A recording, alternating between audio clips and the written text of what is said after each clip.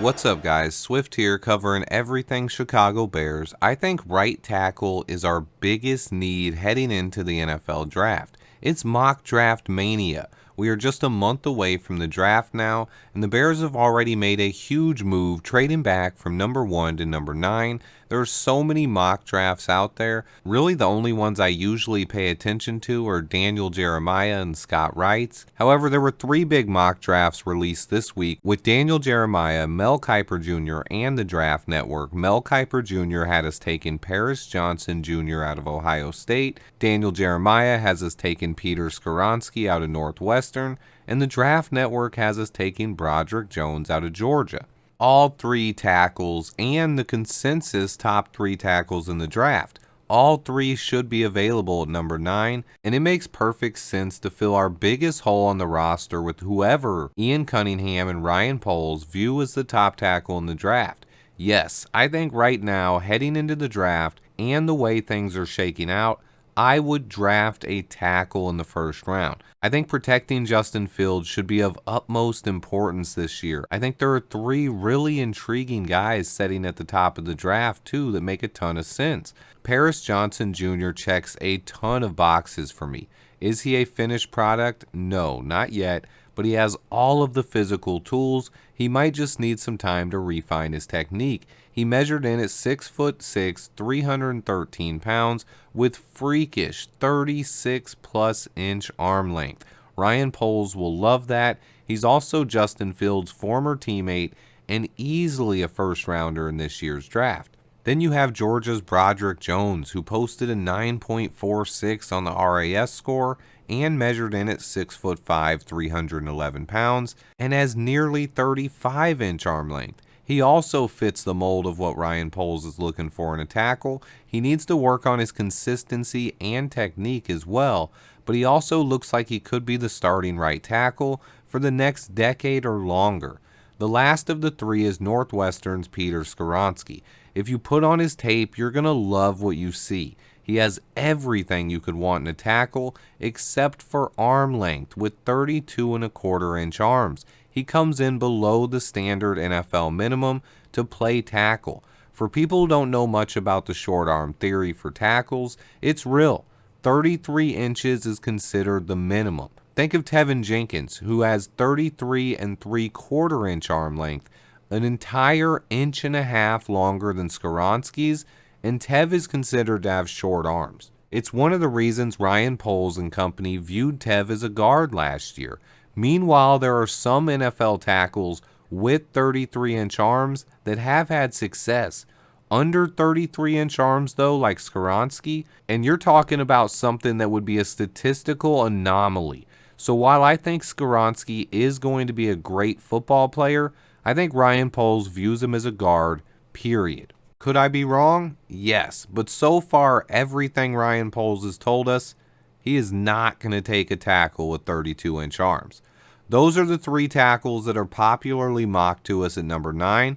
The tackles I like outside of the first round are Alabama's Tyler Steen and Oklahoma's Wanye Morris. I think unless we trade down, both Tennessee's Darnell Wright and Oklahoma's Anton Harrison will not be options in the draft. Are there more tackles after the first round?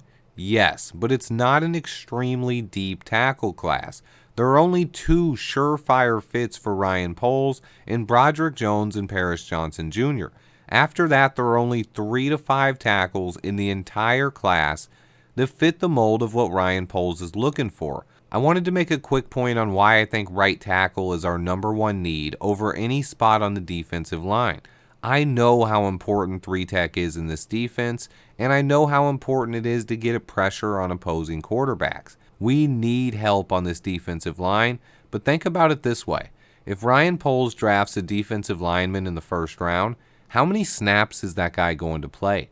Eberflus didn't have anyone on the defensive line playing more than 60% of the snaps last season. So you would be drafting a rotational player with a top 10 pick. If he spends that pick on a right tackle, they will be protecting our franchise QB on every snap, which makes it arguably much more important in my opinion. Pair that with how deep this class is on the defensive line, and I think Poles is just set up perfectly to take a tackle in the first round and then address the defensive line and center positions and take the best players available the rest of the draft. He could still sign a tackle like George Fant or Isaiah Wynn in free agency, but at this point, Poles must select a tackle at some point during the draft, and I'd lean towards it being in the first round. I don't know how Ryan Poles feels on this one, honestly. He's never even made a first round pick yet. Will his first pick in round 1 go directly to fill a major need at right tackle? Or will he go best player available and take a corner like Illini's Devin Witherspoon or Oregon's Christian Gonzalez? I believe it comes down to tackle, cornerback, or defensive line with our first pick. All premium positions and could be considered areas in need on this roster. With all that being said, I wanted to show you guys a couple of my recent mock drafts I did for fun to showcase how deep this draft is. Mock draft simulators are not very reliable. However, I chose to ignore players if I don't think they have any chance of falling that far, making it a bit more realistic. Let me break down this first mock draft and then I'll show you another. This first mock is one I would really love. I traded back a couple of spots to number 11 overall and was still able to grab Paris Johnson Jr., who would be my right tackle, solidifying this offensive line. I then turned my attention to the defensive line with 3 straight picks, grabbing Tuli Tuipulotu, Keon White, and Derek Hall. This would dramatically overhaul our defensive line. Both Tuli and Keon could play 3-tech or edge, giving Eberflus some versatility on the defensive line, with Derek Hall being brought in as an edge rusher. With my extra pick in the 3rd round from the trade down, I grabbed Michigan center Olusegun Oluwatimi to further solidify that offensive line and give us a center of the future. I then go best player available the rest of the way and add wide receiver Kayshon Boutte, cornerback Riley Moss, tight end Davis Allen, another pass rusher in Yaya Diaby, and then finish off the mock with quarterback Malik Cunningham and my favorite kicker prospect Jake Moody. For the most part, I believe this mock is pretty realistic. Kayshon Boutte and Riley Moss both fell further than I expected, but not to drastic heights. The defensive line group is so talented that while these names could go higher, the guys who went above them in this mock could fall. Guys like Adebawore or John Michael Schmitz went high in this mock, but the draft is deep enough that even if we don't get my favorite guys on the defensive line, there's plenty of talent to go around. So mostly what I talked about today is how I think the Bears should take a tackle in the first round, at least where we sit currently. So I wanted to show you 2 more mock drafts right here where I don't take a tackle in the first round and show you kind of where it leads our roster. I like both of these mock drafts a lot, but if it comes down to something like this, we will have to sign a right tackle in free agency, someone who can at least come in and be a starter for a year. A guy like George Fant would make a lot of sense. So the first 8 picks went like this. All 4 quarterbacks are gone.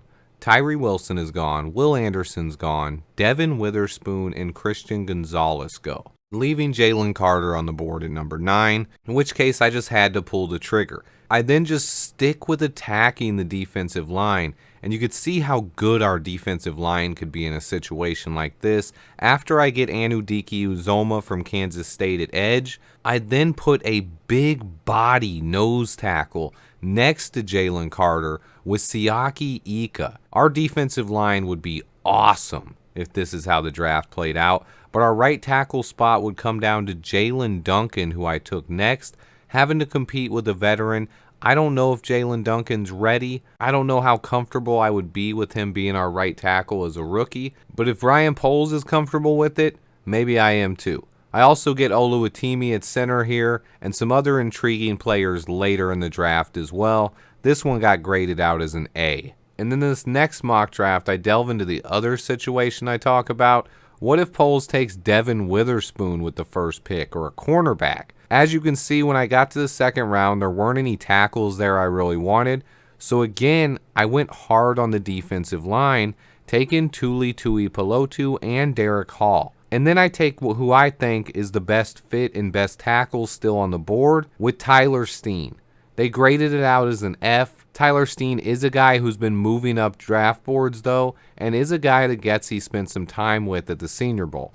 And then I go back and get KJ Henry, and in this one I wait on taking a center and grab Jake Andrews from Troy, a center I really like. They didn't grade this one out as favorably, but this draft I would still be pretty happy with overall. So that's just my take, and one of the reasons I think at this point in time we have to take a right tackle in the first round, and it kind of comes down to who they like best. There are some tackle options outside of the first round. I just think right now that hole is so big, we need to attack it in the first round. Let me know what you guys think. Stay tuned. I have so much more coming. Please remember to hit that like button for me, and until next time, bear down.